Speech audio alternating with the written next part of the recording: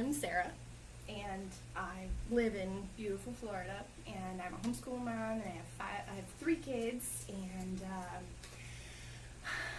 I just kind of wanted to tell you about some of the things that I've been through and why I'm making this decision to become a health and fitness coach. I'm joining an amazing team of a whole bunch of other people who do this for a living, and in the beginning I thought to myself, like, oh my gosh, I mean, I've been thinking about it for years.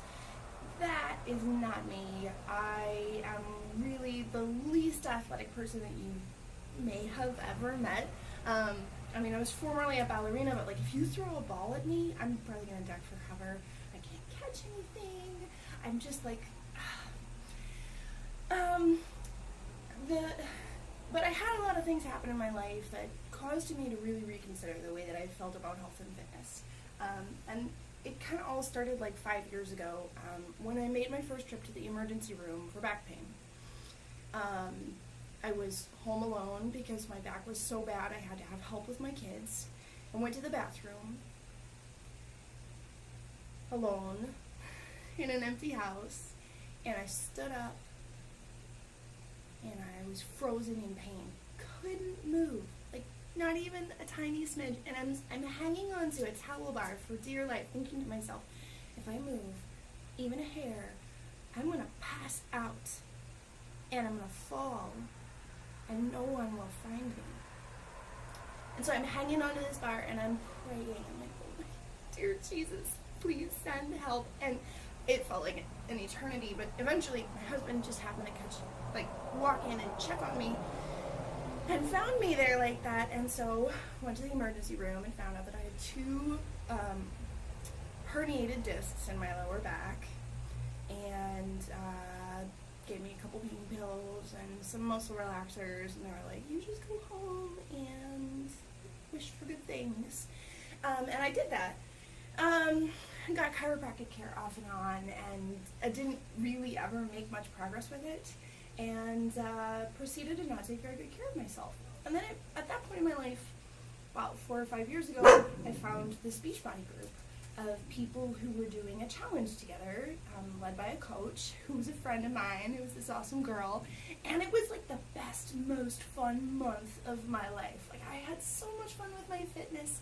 It was so cool, all of the camaraderie of people working together and encouraging each other, and I was just so at home. And then it was over a month later, and I proceeded to not take any care of myself at all for like a couple of years. And I went off and on with some stuff. I joined a gym, and I had so much fun going to the gym with my mom, but it was expensive, and I didn't make it keep happening. And then I moved into this beautiful neighborhood that has a gym. Literally, like, you could throw a rock at it from my house. And I never went to the gym. I just got caught up in life. And then I ended up having another baby. I had a baby like a year and a half ago, and I just, like, didn't take care of myself. So fast forward a couple months after the baby's born, and I'm starting to get some really consistent low back pain, like every day. Having trouble just like doing my life, and that started to mount and grow and mount and grow, and then in like November I got to a place where I wasn't really able to sit, and I wasn't able to really lift anything heavy comfortably, and I couldn't really bend over, and I started seeing my chiropractor, who I like. She's a great chiropractor, and she's just given me regular adjustments, and I asked her at one point, I was like, what do I do to make this stop? I am 32 years old, and I deserve to have a rich and full life. I don't want to live with back pain for the rest of my life. And she looked at me and she said, Sarah, you have disc problems. This is going to be an issue for you forever. And she was like, the bottom line was, she was like, you need a stronger core. Do crunches, do sit-ups, do some planks now and again, just work on your core, and that will help. So she sent me on my merry way, and some friends of ours got married out of town, and I was really involved in their wedding, and it was an awesome time, but my back was really bad. Like, I needed help, and I needed it fast. And one thing led to another, and I went to this wedding with a handful of painkillers left over from my son's birth, and they weren't enough. And we were on our way home, and we were going through the Detroit airport, and I lost the ability to pick my feet up.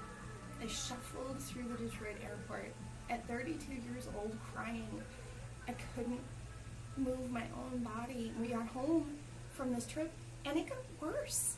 I couldn't pick the baby up. I couldn't get up the stairs without using both hands and pulling myself physically up with my upper body.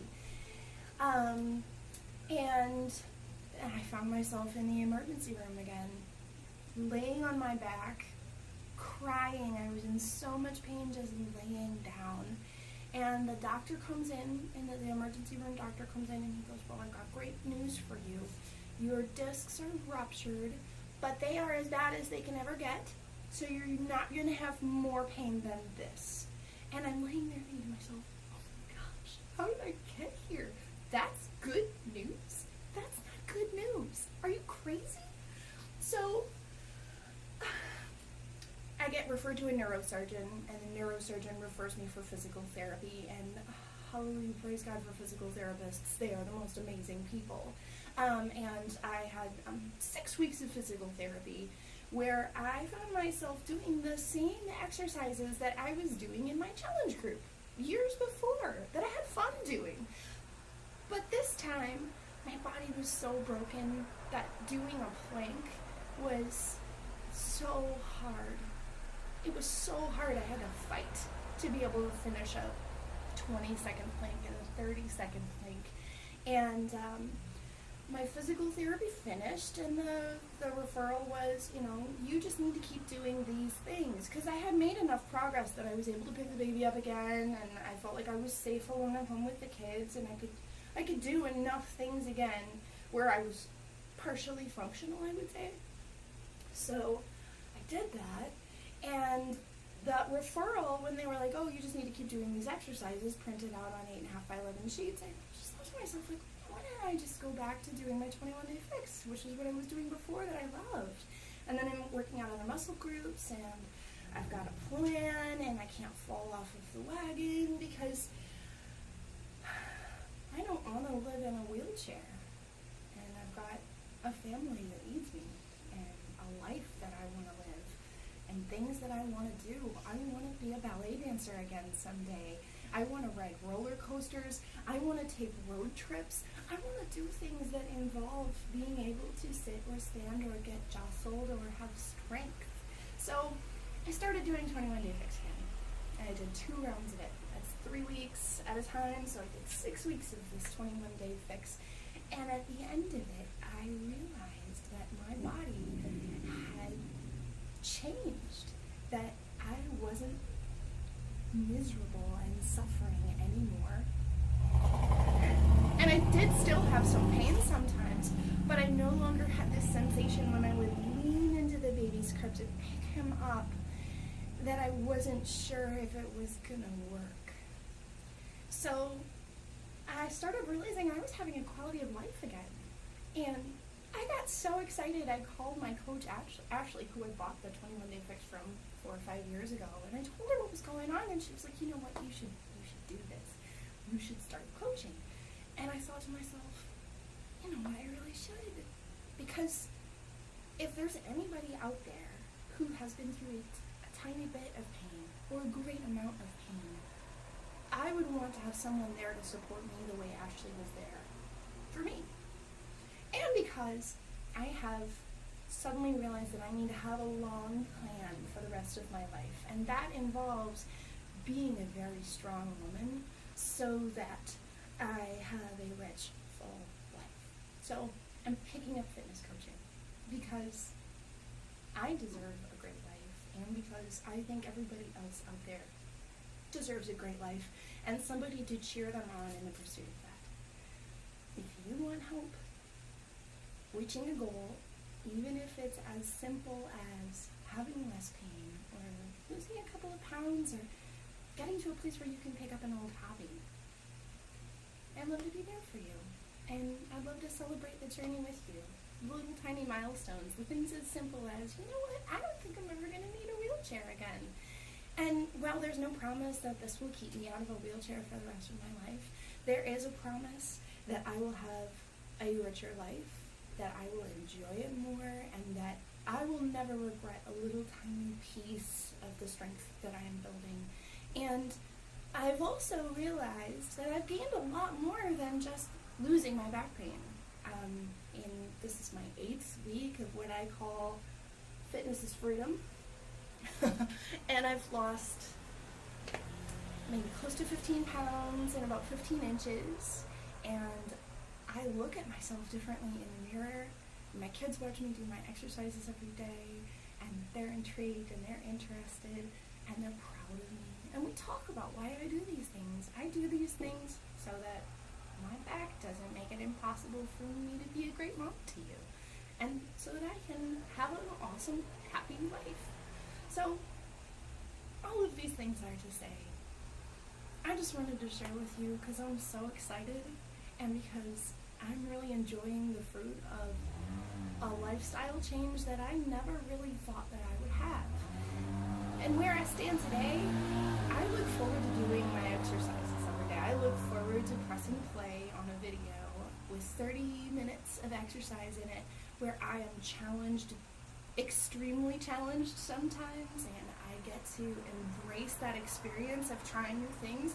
I'm celebrating accomplishments like being able to do more push-ups than I've ever been able to do, and having strength and my heart getting stronger and my body responding to these challenges.